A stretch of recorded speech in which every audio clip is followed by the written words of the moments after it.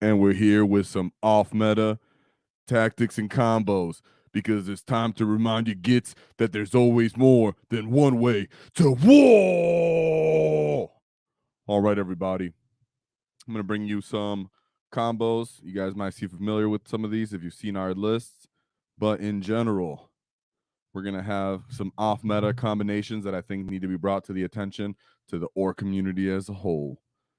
So here, right off the bat, I want to start with one of the sleeper feel no pain ways. Sorry, one of the sleeper ways to bring the feel no pain.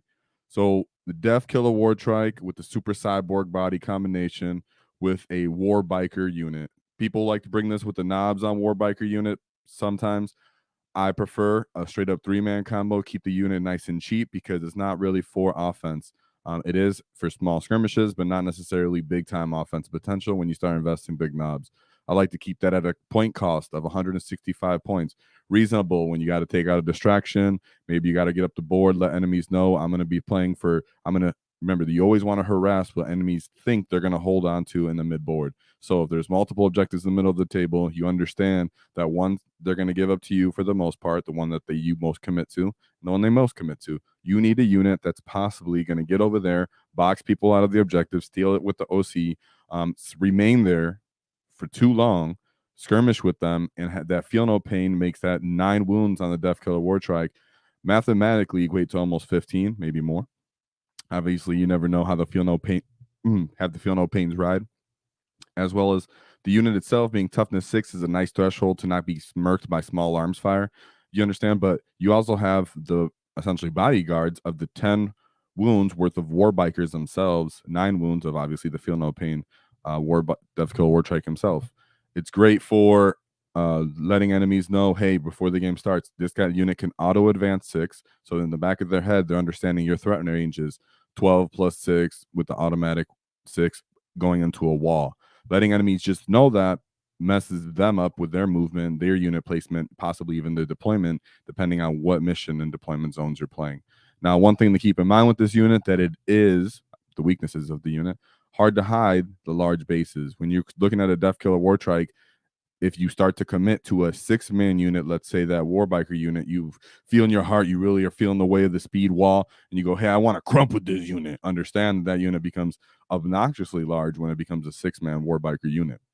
All in all, 3-man unit does the job that you need. Always know that there's that knob in the unit that's going to really gain the benefit from the +1 to hit himself. For the most part, the knob and the Deathkilla Wartrike are doing most of the actual melee potential in that unit anyways. And that brings to one of the other kind of weaknesses of this unit.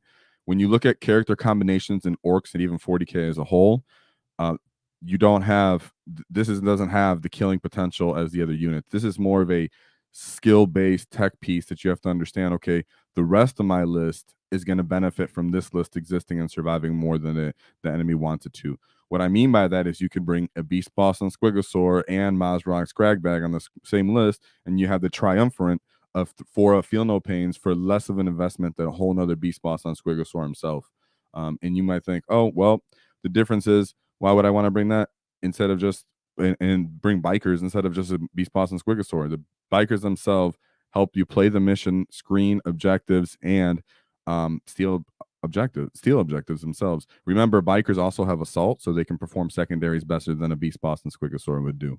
So, and all in all, we want to play with what units we find fun. That's what off-meta combinations are for. So let us never forget that it's not always just playing the way of the meta. It's what playing the way of the wall. So this is a way to fit some of your speed wall in there, get the bikers in there, Deathkilla Wartrike. I think he's a very slept-on unit, especially with that enhancement. The second combination that I want to go into is the 20B Snagga Boy Mob. 20B Snagga Boy Mobs with the Hunter rig or with the Battle Wagon. Of course, you put in the Pain Boss in that unit. There's obviously definitely an opportunity to bring the Beast Boss himself on foot if you want to bring up the killing potential of that unit, but you also start to bring the expense of that unit up. And really, when you're going for a 20-man unit, are you really going for its killing power, or are you going for its objective to play the mid board of the middle of the board, steal objectives, and contest the objectives more than just that one phase when they get obliterated from the clapback, right? And in my opinion, and based off what we've seen from BCP, what we've seen from actual lists that are performing at top tables with this list, you guys, to keep this in mind, is you want to bring double of this anytime you're bringing this. So you're not going to bring just one, hypothetically, one unit of these. You're going to bring 2 units like this for the optimum efficiency. You're going to bring 40 beast snaggas, 2 20-man bricks, 2 battle wagons, 2 pain bosses. That's the best way to get the most optimal efficiency out of this list. But then you're having the redundancy that you always want to bring in the most optimal list in 40k. If you want to enjoy your kill rigs, you can obviously bring the hunter rig because you want that capability to actually bring that transport capacity. What's the benefit of this? The benefit of this is you have an obnoxious amount of objective control with that package, especially when you're doubling down on it. The vehicles / transport themselves bring their melee potential, their tank shock potential, and just continue to benefit from the wall itself. Now, the rest of your list should be understand that this is going to be a very large distracting unit, going to play the mission in the middle of the table. That means you want to hold down the flanks with either cheaper commitment or a very, very efficient point cost commitment, like a Mazrog, Squig Hog Boys. In general, it'll become a Beast Snagga theme list. It's very good for playing a Beast Snagga theme list without committing to 18 Squig Hog Boys or just a bunch of beast bosses on foot. But it's another way to have that threat saturation of feel no pains. Whenever you're bringing feel no pains, you want to bring up more and more feel no pains, because when the enemy starts to commit into your units, it starts messing up the math in their head. That's how you get over commitments or under commitments, as well as the pain boss is going to be able to heal Mazrog, heal the beast boss on Squigosaur, because the pain boss himself heals beast Snagga characters that get within range of him. So that's a internal balance thing that you're going to have to go, hey, I have to make sure I set this up with my skill base of when I get this hunter rig moves, if it gets destroyed and I disembark, I have to be able to move and still retain range of Mazrog. That way I can heal him when he's distracting, get the enemy possibly even bait them with Mazrog and the beast boss for that reason. Hey, he's up here. All of a sudden, whenever he doesn't die, you end up getting close with your pain boss and healing them up. So that's another way to have a redundancy and a skill based. If you have 2 big bricks of these coming down the board, you have your beast boss and your Mazrog supporting them each, let's say left to right, and somewhat supporting the outside flanks that are near them. The Squig Hog Boys running around those flanks, maybe some other truck units with other boys in there, depending on how you want to play in the MSU, and have that combination go. But the weakness of this unit is that it does become the entire list of the unit. As you can see, I'm already able to put this together in my head very easily of what would the rest of this list look like if I was to bring 2 big bricks of 20 Beast Snagga Boys with the pain boss and the transports, which I would choose Battle Wagon as to be the optimal one. Then you start looking at, okay, I want 2 beast boss mounted characters because I want to be able to heal them. I need something to play the outside of the table because I'm going to be so thick on the inside of the table with my big transports and my big mobs of boys and my characters that are going to be trying to get healed from the pain boss. So do you understand that becomes a weakness of the list because you only have a kind of a limited way to play, because that's a lot of point commitment, as you could imagine. And of course, another weakness is the blast threats. Boys, mobs themselves, even with that feel no pain, on turns that aren't the wall, especially, you start getting some AP blast weapons in here, which are very prevalent. A bunch of Tyranids, bunch Astra Militarum. Right now, Astra Militarum is actually one of our predators, so you have to keep that in mind. Death Guard has a decent amount of little weapons here and there that they want to small arms fire that don't want to clean, that they actually can clean up boys with. But at the same time, having that difference of strength from beast snaggas into actual boys is going to make the difference here and why you want to bring that. Also, the fact that armor of contempt type abilities or reduction of AP abilities are starting to become more prevalent as well. Last but not least is this unit does not go out and try to kill big monsters or killy vehicles like typical beast snagga boys units would with the beast boss. Really, this is about clunking up the middle of the table, playing the middle of the table in a different way, punching out different threatening kind of units, armies that are out there in the meta that are coming out maybe in a different way. You could actually fight Death Guard with this unit, but as a whole, it's really about when you're going to time your wall to bring this unit out to clap back on the optimal side of the board that you can, or because multiple objectives in the middle of the table, and then being able to revive boys and retain that mid-board objective while the rest of your army is repositioning or overcommitting and stealing an opposing objective with this commitment unit you have for holding that objective. So it's a weird way of retaining an objective without committing your whole army, with enjoying the feel no pain and bringing volumes of attack to bother enemies, and especially in skirmishes in a weird way when the boys start to die out, they're actually able to keep fighting moderately well. And the pain boss himself can clap moderately.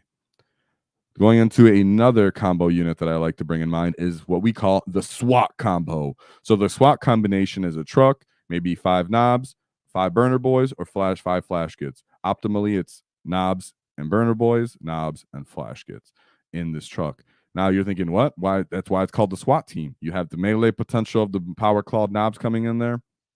You have the burner boy potential from the fact that you can shoot outside of the transport, or the flash kits that are inside the vehicle themselves. They're going to get their potential. So, as we like to call it affectionately, the SWAT combination. This is a skill-based combination as well. So right here, a diverse offensive profiles. You get the knobs. You get the burner boys being able to get the ability to clean up chaff. The knobs able to punch out power armor units in a small skirmish to point, while your flash kits or your burner boys can retain staying in the truck, holding that objective, requiring the enemy to blow the truck up and then clear the boys that are coming out of it as well, without overcommitting your entire army. It's a split of assets, meaning your army's gonna have to take multiple enemy armies and have to take multiple activations or multiple units to actually clear the SWAT off that objective. And usually it's a low commitment side of the objective. It doesn't require character support, which is another way we want to see. A lot of people want to bring a lot of little orc skirmishing units and combinations, but they end up bringing only characters into a bunch of different combinations. This is another way to bring a combo, not a character saturation your list, and still being able to undercommit while being able to flank, play on the weaker side board of the board. Everybody knows there's a hammer and anvil. There's your overcommitment table. There's your triangle that you want to hold on the table. You want to hold your home objective, and or there are 2 home objectives and 1 middle, or vice versa, depending on what mission you're playing.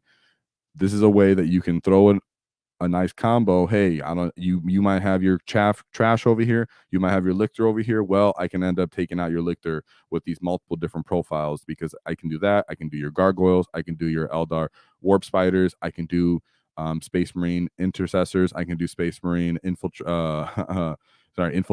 You can do so many different kind of units that you're able to clear with either a burner boy profile, a knob profile, or the flash kits themselves. People forget the flash kits themselves are knobs. They get 4 attacks base, strength 5, -1, 1 AP. So when they get out of the actual transport, start to actually benefit from their gun platforms and their gun profiles fully. Let's say you leave the knobs in there. Well, the flash kits themselves can fight. So, and the flash kits themselves are only 95 points.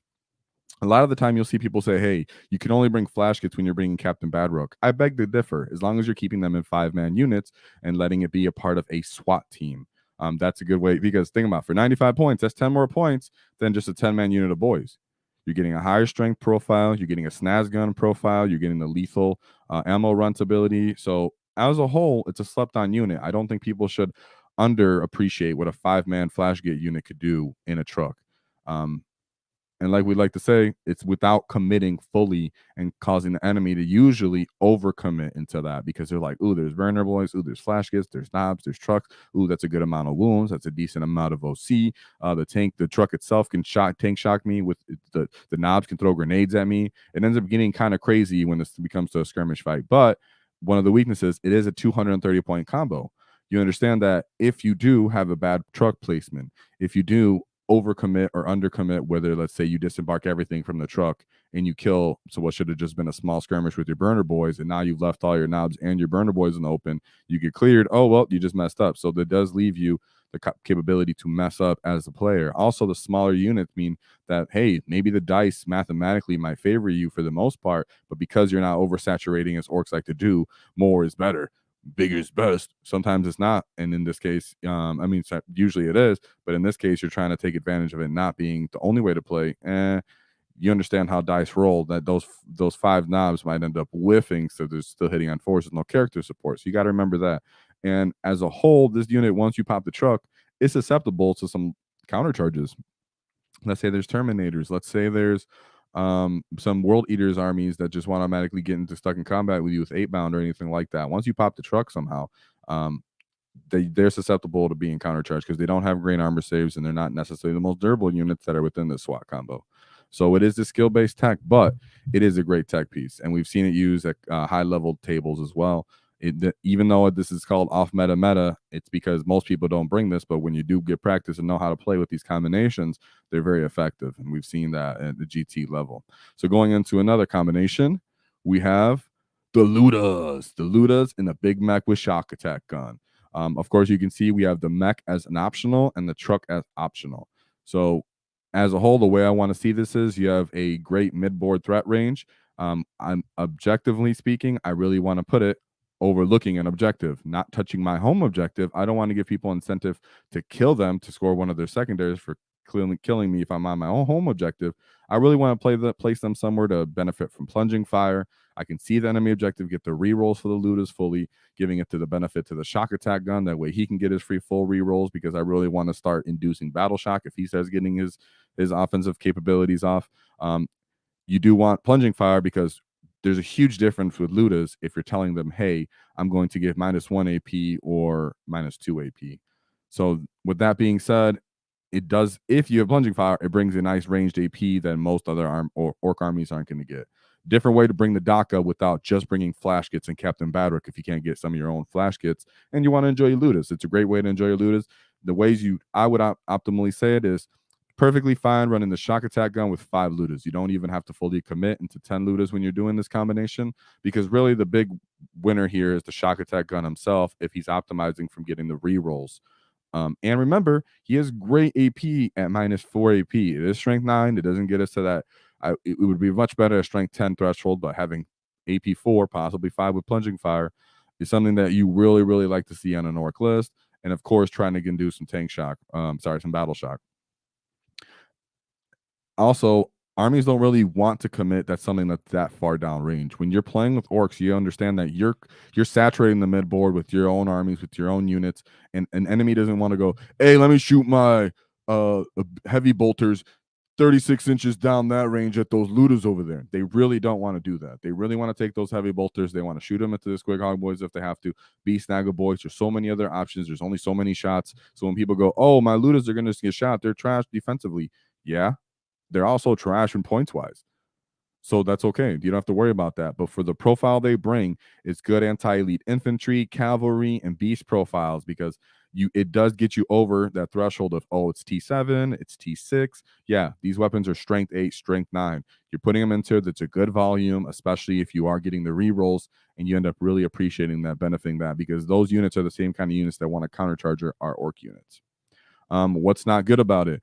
The weaknesses of this unit, when it's not overlooking an objective, is when you have to opt into bringing the truck and the mech. Pretty much, you don't have to bring it, but it does help, because at that point, if you're not looking objectives, you're not getting the rerolls, you're most likely not getting plunging fire, which is another thing that's optimal, and it is terrain dependent. So if you end up going, hey, ooh, I really want to bring them, but maybe the terrain I play on isn't that tall, maybe we don't use plunging fire rule, maybe I can't overlook an objective with them for some reason because the terrain we have at our own place, well, then this is where you want to opt for a truck, you want to opt for the mech, you want to give yourself +1 to hit for that unit possibly, but they're going to get it anyways if they're stationary. The mech's only there because that turn that you do pop out, decide to start shooting with them, maybe the mech's going to start doing secondaries the following turn with this lone op, but as a whole, you're going to need the truck as a mobile bunker if you can't use plunging fire, and really appreciating that term, that rule. So that brings us to, last but not least, my favorite combination, the Knob with War Banner. And you can have the War Boss. Or you can have the War Boss, because as a whole, you can put Follow Me Lads on the War Boss or the Knob with Wall Banner himself. You can put this one character, Knob with Wall Banner, and either the 10-man Power Claw unit of Knobs, or you bring the 20 boys and the War Boss. Now, when you start bringing all that together, it becomes a pretty expensive package. But this is a great OC contention unit early game. Enemy wants to throw, they want to overcommit. Hey, I want to go run into the middle of the table. Come on, orcs, come get me, and then I'm going to gunline you because you call your wall early, and I'm baiting you. Well, that's where nothing like the Knob with Wall Banner comes into play, where he can time his own wall. He can project a great threat range immediately from the beginning of the turn. You just tell the person, hey, follow me lads on here, so the boys get +2 to move. I'm going to spend 1 CP to do here we go, so I get +2 to my advance, +2 to my charge. Now I'm projecting my threat range up to 21-inch threat range here. So here you go. That's a threat that orcs are really greatly missing right now, because Everybody knows that our army revolves around the wall. The wall is a really one-term capability. It's hit or miss. If you mess up, it's all over, which is why having a secondary built-in wall to throw that projectile range or to maintain momentum is very important. And this is the only way in our entire army that we can get that. You can benefit also if he's within range of Gaz. Gaz would give him this capability, will be enjoyed as well because they're technically there within a wall. If you're near a kill rig, they'll enjoy the kill rig capability as well, and they'll also be within a WAAAGH. So there's ways to optimize this and make it even better. But it on its own is a great way to tell people I can do this without wasting my WAAAGH, even if I go second. Because a lot of the time, if people know they're going, if you end up going second as an Ork player, you go, hey, I have to call my wall at the beginning of the turn. I didn't call my wall. Oh, okay, you're not? Okay, well, I know this is your threat range, so I'm going to project. The enemy starts staging in a way that's non-beneficial to you as an Ork player and usually very punishing.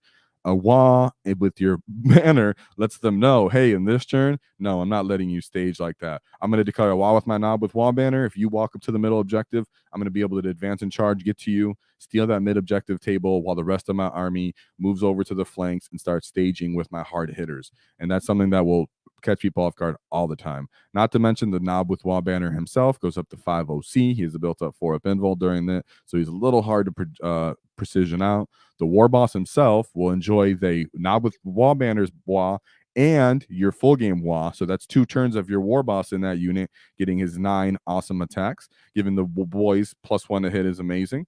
But if you could run, if you want to, you could run the knob with wall banner with just knobs. Put them in strategic reserves, ingress him in, declare the wall with that, have those knobs get in there, coming their own way of the wall, and not requiring the war boss in a different way or using the knobs wall banner as a stand-in for that, right? Great way to do that.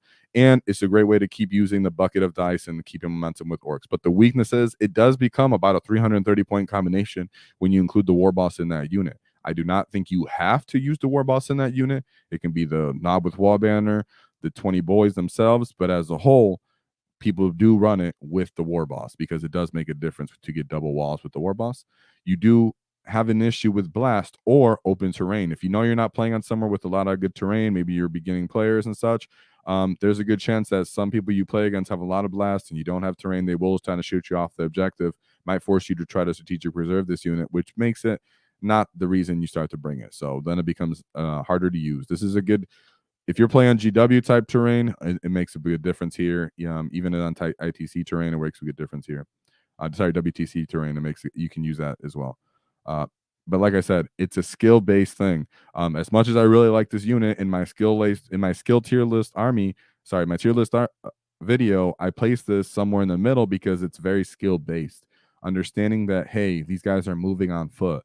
I might have to declare this one as a defense capability, screen this side of the battlefield. Maybe you're going against Grey Knights. Hey, their paladins are going to come in. I'm not going to allow them to steal this objective of me because all these guys got 2 OC.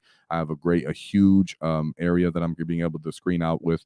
Hey, I might have to do this as well. I'm going to have to pop that wall, not because I plan to charge the Terminators, but because I need to survive them dropping down and shooting at me. There's ways that using the wall defensively might end up coming into play with this unit, and that's what makes it a different kind of threatening combo.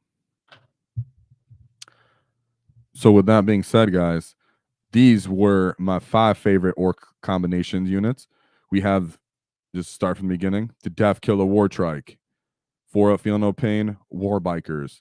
Overall, great harassment unit, low commitment, great way to get the triumvirate of 3 different 4-up Feel No Pain characters. If you have Mazrog, Beast Boss, and Squigosaur, and the Deathkilla Wartrike. All in all, it'll always catch enemies off guard. Also being able to auto advance 6 inches because just because the Deathkilla Wartrike's on the table doesn't mean he has to be thrown away turn 1, but he can be because of the kind of durability is and the cheapness he is. Even with that Feel No Pain. The 20-man bricks of Beast Snagga boys within transports. Always remember that I recommend that you double down on this. You're going to bring 40, in my opinion, of your Beast Snagga boys to battle wagons. But all in all, a lot of people do like to bring big mobs of boys. A lot of people do like to bring these kind of transports. And it's a good way to enjoy your hunter rig and not just stick to your kill rig.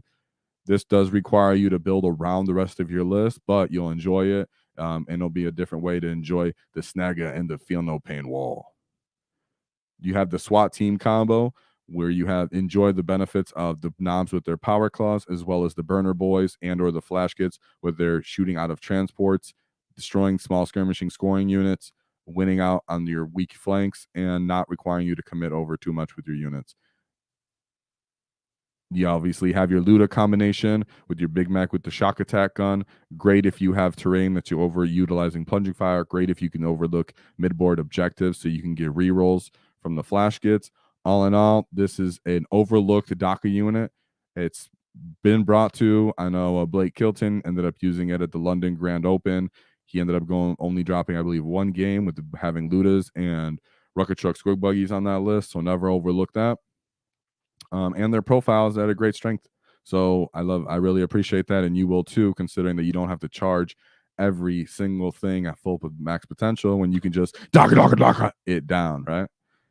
Last but not least, the Knob with Wall banner combination with either the War Boss or running the Knob with Wall banner with just 10 walls with the Power Claw.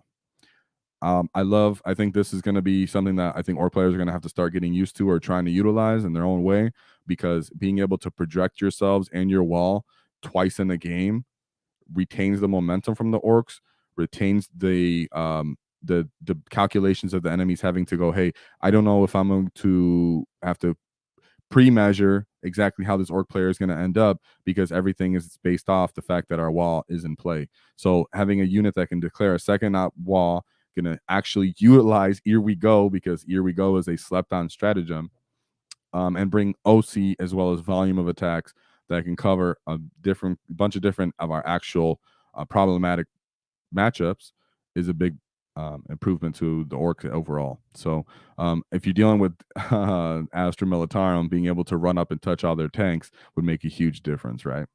So all in all, those were my 5 of my favorite combos. I appreciate you guys being there. Remember, there's always more than one way to wall, and it's the time of the rise of the green tide. So I'm going to take a second to look at chat real quick now that I'm here. I wasn't ignoring nobody. I was just trying to get that going. There's always more than one way to wall. Exactly. Yeah, okay. All right. Well, I think right now, you guys, I'm going to, just so you guys know, from here, I'm going to start another in about 30 minutes or 20 minutes or so. I'm going to start the list review video and everything like that. I had to set that up and get this set up as well. So anybody that's here, if you're willing to join, you guys send me a list. I'm going to be going over those, maybe looking up some hobby pictures possibly. I don't know about that. But all in all, I just wanted to bring this so that you guys remember there's always more than one way to war.